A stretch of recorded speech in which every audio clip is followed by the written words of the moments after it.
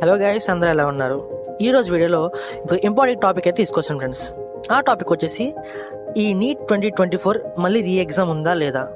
అసలు మన వాట్సాప్లో కానీ ఫేస్బుక్లో చూస్తుంటే ఒక న్యూస్ అయితే స్ప్రెడ్ అవుతుంది ఫ్రెండ్స్. ఆ న్యూస్ ఏంటంటే మళ్ళీ నీట్ ఎగ్జామ్ వస్తుంది, మళ్ళీ పెడతారు, ఎగ్జామ్ పెడతారు, అందరూ కూడా ప్రిపేర్ అవ్వడం స్టార్ట్ చేయండి అని చెప్పేసి ఒక న్యూస్ అయితే స్ప్రెడ్ అవుతుంది. అసలు ఇది ఎంతవరకు నిజం? ఈ విషయం తెలియాలంటే ఫ్రెండ్స్ ఈ వీడియోని ఎన్ని వరకు చూడండి. అలాగే మన ఛానల్ కొత్తగా వస్తే మాత్రం సబ్స్క్రైబ్ చేసుకుంటే అసలు డైలీ ఫాలో ట్రై చేయండి.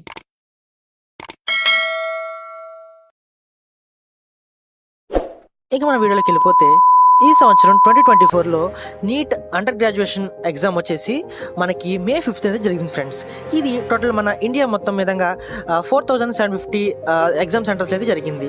దీనికి గాను టోటల్ 24 lakh పీపుల్ అయితే టోటల్ స్టూడెంట్స్ అయితే అటెండ్ అయ్యారు ఈ ఎగ్జామ్కి. అలాగే వాళ్ళు చెప్పిన డేట్ కాకుండా June 4th అయితే దీనికైతే ఎగ్జామ్ రిజల్ట్స్ అయితే ప్రకటించారు ఫ్రెండ్స్. ఈ రిజల్ట్స్ వచ్చిన తర్వాత కొన్ని ఇష్యూస్ అయితే బయటకు వచ్చాయి. ఆ ఇష్యూస్ వల్ల మొత్తం ఇంతవరకు అయితే వచ్చింది. అసలు ఏం జరిగింది, అసలు కారణాలు ఏంటి అని మొత్తం తెలుసుకుందాం ఫ్రెండ్స్. టోటల్ ఈ 4750 ఎగ్జామ్ సెంటర్స్లో కాకుండా ఇందులోనే ఒక 6 సెంటర్స్లో ఉన్న టోటల్ 600 స్టూడెంట్స్ మాత్రం వాళ్ళకి రాంగ్ ఎగ్జామ్ పేపర్స్ వచ్చాయని, అలాగే చిరిగిపోయిన ఓఎంఆర్ షీట్లు వచ్చాయని, వీటి వల్ల వాళ్ళ ఎగ్జామ్ సరిగా రాయలేకపోయారని చెప్పి వాళ్ళైతే కొన్ని ఇష్యూస్ అయితే రేస్ చేశారు ఫ్రెండ్స్. ఈ ఇష్యూస్ వల్ల ఎన్టీఏ ఏం చేసిందంటే వాళ్ళకి గ్రేస్ మార్క్స్ అని ఇవ్వడం జరిగిందనమాట. కాకపోతే ఈ పేపర్ లీక్ అలాగే ఈ యొక్క ఇష్యూస్ అన్నీ కూడా మన ఎడ్యుకేషన్ మినిస్టర్ అలాగే ఎన్టీఏ వాళ్ళు ఏం చేశారంటే ఇవన్నీ కరెక్ట్ కాదని చెప్పి వాళ్ళైతే వాదించడం మొదలుపెట్టారు. కాకపోతే ఈ ఎగ్జామ్ రిజల్ట్స్ వల్ల అంటే గ్రేస్ మార్క్స్ ఇవ్వడం వల్ల చాలా మంది రిజల్ట్స్ మళ్ళీ తేడా వచ్చాయని చెప్పేసి మళ్ళీ అయితే ఇష్యూస్ అయితే మళ్ళీ రావడం స్టార్ట్ అయ్యాయి. ఈ ఇష్యూస్ వల్ల మళ్ళీ ఒక కమిటీ అయితే వేశారు ఫ్రెండ్స్.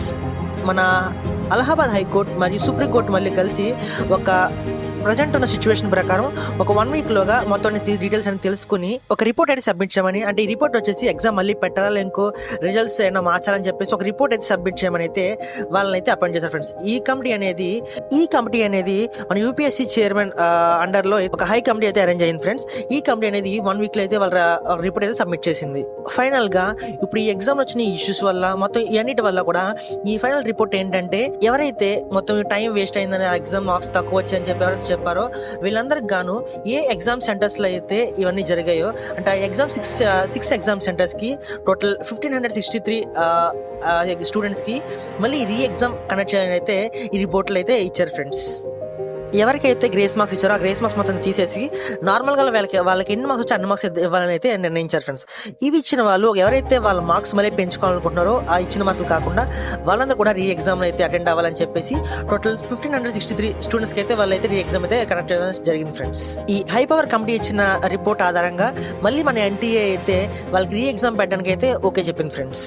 దీనికి గాను మన ఈ మంత్ June 23, 2024 అయితే, అంటే మన నిన్న 2 days బ్యాక్ అయితే 23న మనకి ఈ 1563 స్టూడెంట్స్ గాను వాళ్ళైతే రీ ఎగ్జామ్ అయితే కనెక్ట్ చేశారు ఫ్రెండ్స్. టోటల్ స్టార్టింగ్ లో 24 lakh స్టూడెంట్స్ ఎవరైతే రాశారో వాళ్ళు కాకుండా ఈ 6 ఎగ్జామ్ సెంటర్స్ రాసిన 1563 స్టూడెంట్స్ ఉన్నారు కదా, వీళ్ళకి మాత్రం ఈ ఎగ్జామ్ పెట్టారు. కాబట్టి వీళ్ళకి వచ్చేసి ఈ మంత్ అంటే మన June 30th అయితే వీళ్ళకైతే రిజల్ట్స్ అయితే అనౌన్స్ చేస్తారు ఫ్రెండ్స్. ఈ ఎగ్జామ్ కి రిజల్ట్స్ అయితే చూస్తారు కదా ఫ్రెండ్స్. ఇది అనమాట మొత్తం మ్యాటర్ అయితే.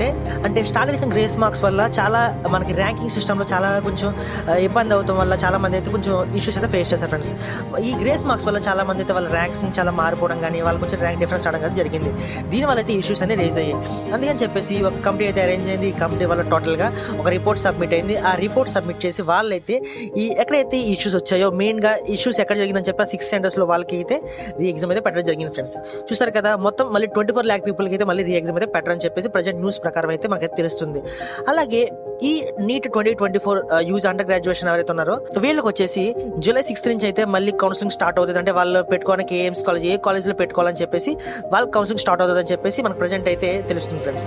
ఓకే ఫ్రెండ్స్, ప్రజెంట్ అప్డేట్స్ ప్రకారం మొత్తం ఈ నీట్ 2024 మళ్ళీ ఈ రీ ఎగ్జామ్ జరుగుతుందా జరగదా అన్న విషయాలు అయితే మీకు క్లారిటీగా తెలిసింది అనుకుంటున్నాను. మీకు ఈ వీడియో నచ్చినట్లయితే లైక్ చేయండి ఫ్రెండ్స్. అలాగే మీ ఫ్రెండ్స్ అండ్ ఫ్యామిలీ మెంబర్స్ అందరూ కూడా షేర్ చేయండి. ఎవరైతే కన్ఫ్యూజన్లో ఉన్నారో మళ్ళీ ఎగ్జామ్ పెట్టరా అని చెప్పి చాలా మంది కన్ఫ్యూజన్ అయితే ఉన్నారు, భయపడుతున్నారు. వాళ్ళందరూ కూడా ఈ వీడియో షేర్ చేయండి ఫ్రెండ్స్. అలాగే మీ ఫ్రెండ్స్ అందరూ కూడా ఈ వీడియో షేర్ చేసుకుని అలాగే July 26th నుంచి జరగబోయే మన కౌన్సిలింగ్ కోసం అందరైతే ప్రిపేర్ అయ్యి ఉండండి friends. Thank you so much.